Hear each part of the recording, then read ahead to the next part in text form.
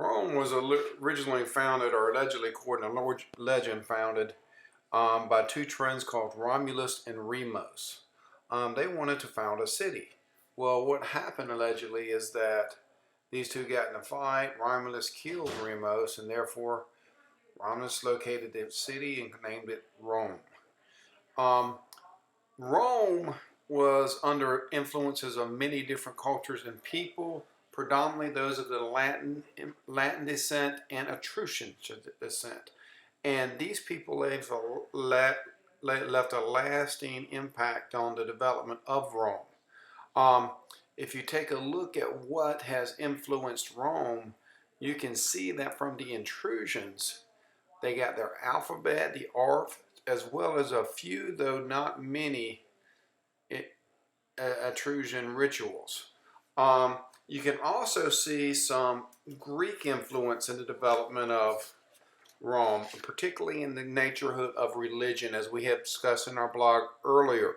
You see religion being the predominant theme of Greek influence in Rome. And also, you not only see religion, you also see some Greek influence as far as agriculture goes. They produce grapes and olives.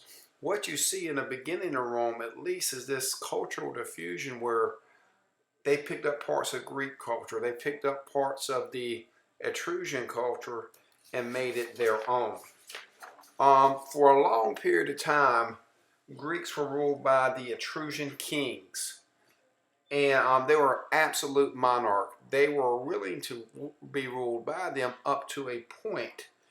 By 509 BCE, an Etruscan king named Tarquin became so abusive and cruel that the people of Rome overthrew him, and they were led by a guy named Lucius Junius Brutus. Lucius hated kings so much that he made the people swear that they would not elect another king. And so what they did is they came up with a government, something new, different than what we saw in Greece, called Res Publica, what is now called a republic. Rome's government has always been a balance between two competing classes. They are called patricians and plebeians. Patricians are the upper class, the aristocrats. They're the ones who trace their families back to the founding of Rome. They're the ones who really led the revolts against the king because they were ones that were feeling the crunch on the power. They were the ones that were losing power, so they led this revolt against the king, and now they set up a republic. Well, the second group of people involved with Rome was the plebeians. They were the commoners. Okay? And the way the republic was set up really favored the patricians, because the patricians could hold office. They could be elected to powerful political legislative bodies, but they held the power in the new government. Well, the plebeians, the lower class, the commoners, they could vote, but they couldn't be elected. They couldn't have one of their members representing anybody. And to top it all off, the commoners, the plebeians, had to serve in the military. And they had to serve in the military, the plebeians did, but they couldn't vote and they couldn't hold office. But as we go through and talk about this, Rome's government is nothing but a balance between two competing classes. When Rome created its new government, it created something new. They didn't want a new king, but they realized that they needed somebody to lead, a single person. They saw the example of Athens, and they knew that the multitude would have trouble leading during times of crisis and war. But they didn't want to create a monarch or an executive with all-powerful powers.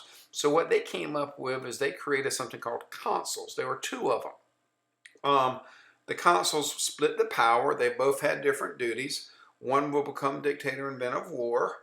One consul could veto another, which is called they're balancing their power. One consul couldn't have too much power because they both had to share the power. One could veto the acts of another, and so it was a balance. They limited the consuls to 1 year in term, and they couldn't serve again until 10 years later. But even to balance the power of the consuls even more, they feared a strong head so much they created a body called a Senate. Now, only a patrician in the beginning could be a senator. And the most power the Senate's had is that they controlled the funds. The consuls could complain all they want, but they couldn't do nothing without money from the Senate. And it was Senate, the very powerful Senate, who held the purse strings. Then they created Assembly of Curiae, C-U-R-I-A. This was created from 30 of the foremost patrician families. They voted on legislation, they tried court cases, they elected consuls. So everything we've seen now has really favored the patricians. The patricians have all the governmental power. And the plebeians started complaining a little bit, and they were getting run restless. So they created something called the Assembly of Centuries. And these were made up of Roman soldier divisions. They had a lot of authority. They were taking some of the powers of the Curia away. This Assembly of Centuries had the power to elect consuls, and in the future they could elect censors. And only this assembly could declare war. But it failed as an attempt to share power with the plebeians because the assembly could be made up of plebeians and patricians. But the problem is your vote only counted as much as the property you owned. So once again, the patricians votes counted more than those of the plebeians. And then they created the Assembly of Tribes. This again was a mixture of plebeian and patricians. These tribes were based on geographic location. Each tribe had one vote. So technically, it'll be equal. But once again, the patricians had more money, had more power, could influence things.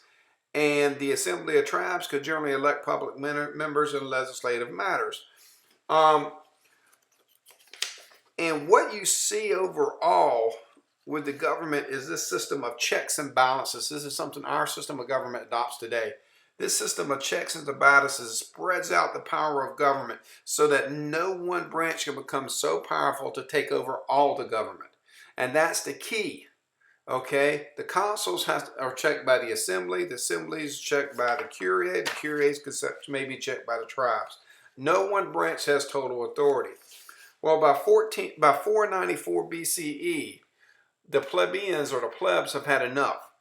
And so in the middle of a war, the plebeians said, hey, we won't go. We're not going to fight anymore until we get some voting rights. They actually dropped their weapons and started to walk out of the city, leaving Rome defenseless. Now, the plebeians, they're aristocrats. They didn't want to go fight a war. And so they could either compromise with the plebs or they're going to get slaughtered. And so they ended up compromising with the plebs. And what you see is two things that come out of this. The main thing is, the plebs get more power, but more importantly, the 12 tables, a common set of law that treats all Romans under these 12 tables walls, sort of balances the table. The 12 tables, it's called the 12 tables, is one of the most important things that came out of this little mini plebeian revolution. What did the plebeians gain? Well, the plebeians finally got their own council called the Plebeian Council. It had the right to elect plebeian tribunes. The tribune could veto any part of the Roman government, including the councils. What a check on power, balance of power, guys. What a check on power. Because now the plebeians, if something was against their interests, could now veto the act of a council, the highest executive branch. They even later, the plebeian council, got the power to make laws for the plebeians, and then the power to make laws for all of Rome. The 12 tables, guys, all this was set out into the 12 tables. And what we're going to do is we're going to take a closer look at the 12 tables in class. But 12 tables, did a lot. The 12 tables is their primary base of law, did a lot to balance out the power between the two groups. And here finally you can see what a republic is. A republic is a form of government where citizens have the power to elect their leaders. And the leaders make decisions on behalf of the citizens. Now if you look at the graph of the initial Roman government, and this changes over time, guys. One of the things hardest to do is to track Roman government. But if you take a look at the overall structure, You had the citizens' assemblies, they appoint tribune, they appoint senators, the councils are responsible to both. And, you know, it's sort of balanced out there. And so take a look at make sure you know the graph.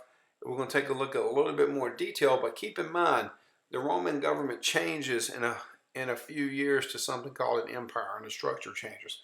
But that's at least initial republic. It's a good review I just gave you guys. Make sure you look over this and make sure you review your notes on this because you will be tested on it, guys. And hey, thank you very much, and you take care.